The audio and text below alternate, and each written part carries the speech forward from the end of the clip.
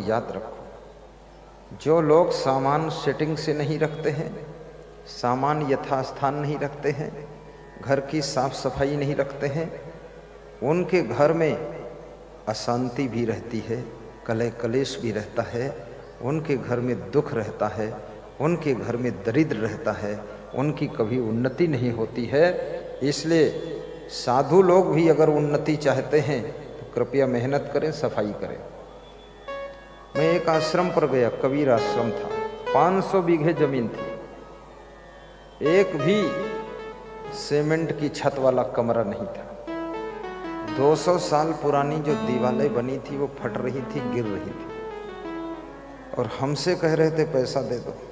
हमने कहा मैं पैसा दे दूं, ये 500 बीघे में करते क्या हो, इतनी एकड़ 500 एकड़ जमीन। बोले कुछ होता ही नहीं है, 500 एकड़ बहुत हुई। हमने कहा कितने साधु हो? बोले 4-5 लोग। 500 एकड़ में 5 लोगों की रोटी नहीं चल रही है। वो साधु नहीं है, वो कोढ़ी रहते वहां। पूरे आश्रम को बर्बाद कर दिया, आश्रम कबाड़ा बना दिया। उनका मैंने बेडरूम देखा, ऐसी गंदी रजाई ओढ़े थे जिसमें नाक थूक मैल कीचड़ सब लगा हुआ था। तो उसको बिछा दिया, उन्होंने कहा इस पर बैठो। हमने कहा बैठना तो अलग, इसमें तो पैर नहीं लगाता हूँ। मैं तो बिल्कुल ऐसा साफ रहता हूँ, भगवान से ज्यादा साफ सुथरा रहता हूँ। पैर छुआ दूंगा तो धोना पड़ेगा।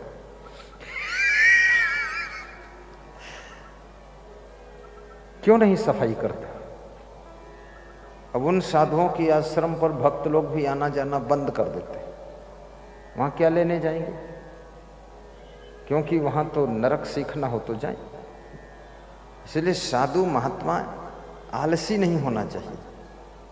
कितना साधु ऐसा है जो दिन भर गांजा पीता है, खूब भांग खाता है, पान पुड़िया तमाकू सब खाता है, और बाबा जी बना हुआ है, बड़ा संत बना हुआ है, बड़ा भगत कहलाता है।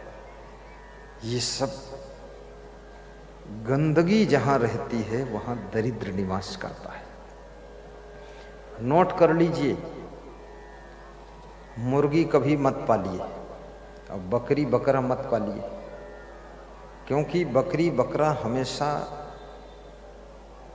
मांस खाने में ही उसका प्रयोग होता है। जिसके हाथ बेचोगे वो मार के खा जाएगा, तुमको भी पाप लगेगा। गाय भैंस पालो, अच्छी भैंस पालो, 2 भैंस पाल लो, 40 लीटर दूध होगा, 2 लीटर स्वयं पियो, 38 लीटर बेचो।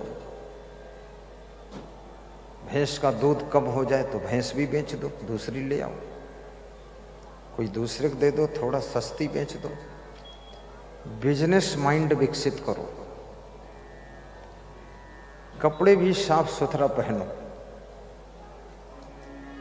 अपने शरीर को भी साफ सुथरा रखो, नाक भी ठीक से साफ करो, आंखें भी ठीक से धोइए। कितने लोगों के नाक से माल थोड़ा थोड़ा निकलता रहता है, और उसको पोंछ पोंछ के या तो पेंट में चिपका लेते हैं, महिलाएं तो साड़ी में चिपका लेती है,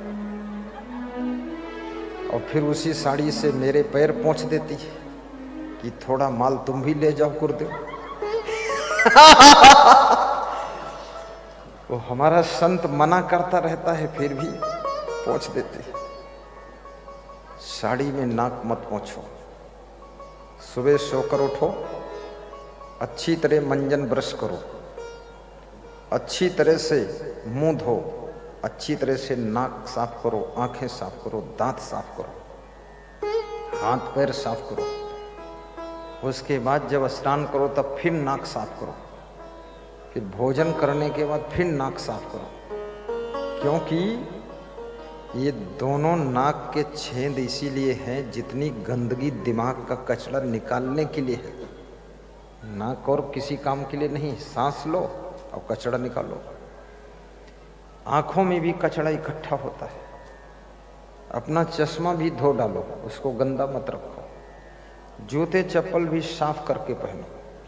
आलस्य को बिल्कुल दूर भगाइए। जिस समय जरूरत हो फटाफट भोजन बनाइए। आलस्य करने वाले के पास में लक्ष्मी कभी नहीं आती है। आलस्योपहता विद्या, आलसी को विद्या नहीं आती है। जो विद्यार्थी आलसी है उसको विद्या कभी नहीं आ सकती। इसलिए विद्यार्थी को आलसी नहीं बनना चाहिए। जो विद्यार्थी बहुत आराम करता है, 10-10 घंटे आराम करता है, सोने के घंटे बढ़ाता चला जा रहा है, पढ़ने के घंटे घटाता चला जा रहा है, और जिस विद्यार्थी के माँ बाप पैसे का हिसाब किताब नहीं लेते, टाइम का हिसाब किताब नहीं लेते, वो विद्यार्थी विद्या अध्ययन नहीं करेगा, बिगड़ जाएगा। छत्तीसगढ़ में एक शिक्षक जी हमसे कह रहे थे कि मेरा बेटा बिगड़ गया।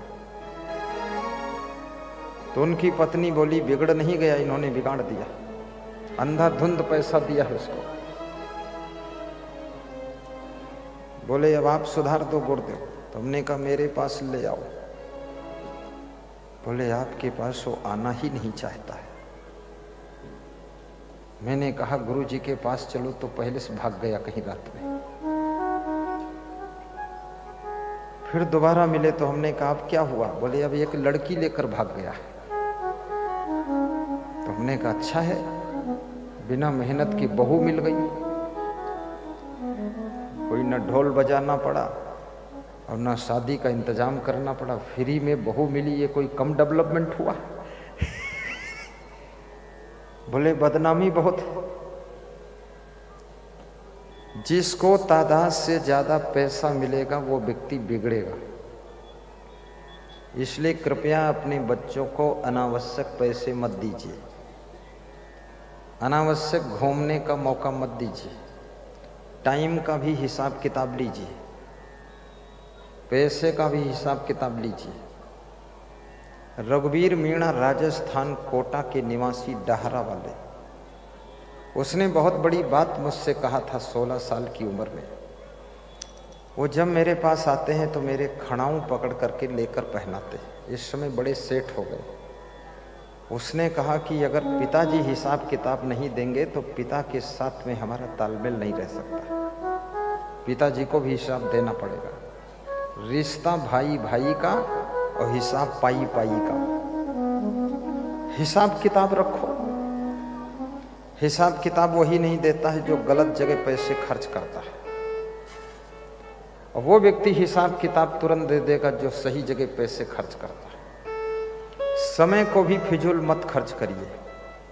मनाली कुल्लू घूमने मत जाइए। मनाली कुल्लू घूमोगे उल्लू ही बनोगे। क्या है वहां? पहाड़ है, नदी है, झरना है, बस इतना ही है। कुल्लू मनाली जाने की जरूरत नहीं है। अपने घर ही में इतना विकास करिए